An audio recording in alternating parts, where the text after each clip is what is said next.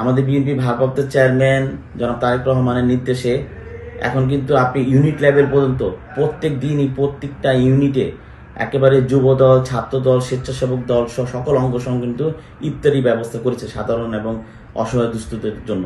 আমিও দেখেন যে প্রতি মাসব্যাপী আমার বাসার সামনে এবং বিভিন্ন স্পটে ইফতারি ব্যবস্থা করেছি, সেহরির ব্যবস্থা করেছি। এটা আর কি পায় না, বিষয়টা আসলে তা না, সবাই পাচ্ছে। এবং ঈদ উপলক্ষে আপনার বার্তাটা কি থাকবে দেশের মানুষের প্রতি? ঈদ উপলক্ষে অবশ্যই একটা বার্তা আছে যে এই দীর্ঘ 16 বছর আন্দোলন সংগ্রাম করে আমরা যারা ত্যাগী নির্যাতিত, রাজপথে মামলা হামলা নিপীড়ন নির্যাতন সহ্য করে এই 16 বছর পর এখন নিজের পরিবারদেরকে নিয়ে এই যে ইফতার এবং ঈদ করা একটা সৌভাগ্য মহান আল্লাহ পাক দান করেছেন। এই দিক দিয়ে তো আমরা অবশ্যই সৌভাগ্য।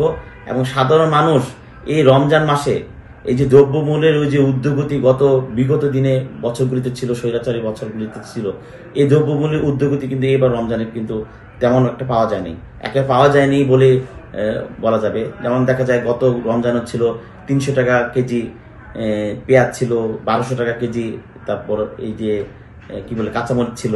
গত 16 বছর যাবৎ 2009 সাল থেকে শুরু করে স্বৈরাচারী সরকার দেশটা চালিয়েছে। আপনি বারবার নির্বাচনের সময় তারা কখনো বিনা ভোটে নির্বাচিত, কখনো আসন নিয়ে তারা মানে এই যে একতরফা নির্বাচন করেছে। সর্বশেষ 2024-এ একেবারে বিরোধী দলের নেতৃবৃন্দকে তা আটকে রেখে নির্বাচনটা করেছে। এই 16 বছর অসংখ্য পুলিশ প্রশাসন নিজের এই যে গোপালগঞ্জ জেলা, এই ধরনের তারা জেলা ভিত্তিক কোঠা বাড়িয়ে নিজের লোক দিয়ে, ছাত্রলীগ যুবলীগ দিয়ে আইন শৃঙ্খলা রক্ষাকারী বাহিনী তারা নিয়ন্ত্রণ করেছে দেশের। এখন দেখেন অন্তর্বর্তীকালীন সরকার বিপুল গণগোষ্ঠী একটি দেশ। এখানে যতদিন পর্যন্ত আপনি গণতান্ত্রিক সরকার না আসবে ততদিন পর্যন্ত দেশে আইন শৃঙ্খলা ঠিক হবে না, আমি এটা আশা করি আর কি।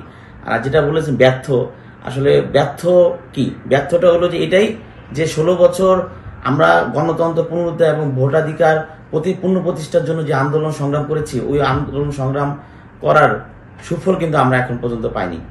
আসলে বিএনপি ভারপ্রাপ্ত চেয়ারম্যান যখন আন্দোলনে ডাক দিয়েছে 16 জুলাই 2024, অনেকে ছিল না, অনেকে হয়তো ভেবেছে যে আন্দোলন করব, এতদিন বিগত দিন আন্দোলন করেছি, কোনো সুফল বয়ে আসে নাই, এবার আন্দোলন করব আবার কি টার্গেটে পড়েছে। এই ভয়ভীতি, তারপর যেভাবে গুলি বর্ষণ করতেছিল, যেভাবে মানুষ মারা যেতেছিল ছাত্র জনতা, ওই একটা ভয়ের দিক দিয়ে অনেকে উপস্থিত হয়নি। আরেকটা বিষয় যে আপনি যে বললেন যে এখনো অনেক হাইব্রিডের দলে ঢুকে পড়েছে, এটা ঠিক, হাইব্রিডের দলে ঢুকে পড়েছে। এটা আপনার আওয়ামী লীগের সময় ছিল, এখন বিএনপির সময় যারা দীর্ঘদিন আন্দোলন সংগ্রামে ছিল না, তারপর রাজনীতির সাথে ছিল না, বিএনপি রাজনীতি ছিল না, আওয়ামী লীগের সাথে উঠা বসা করেছে, এখন তারা নতুন করে এসে বিএনপি দাবি করছে বা দাবি করছে। এখন দেখা যায় যে আপনি আমাদের রাজনৈতিক প্রোগ্রামগুলি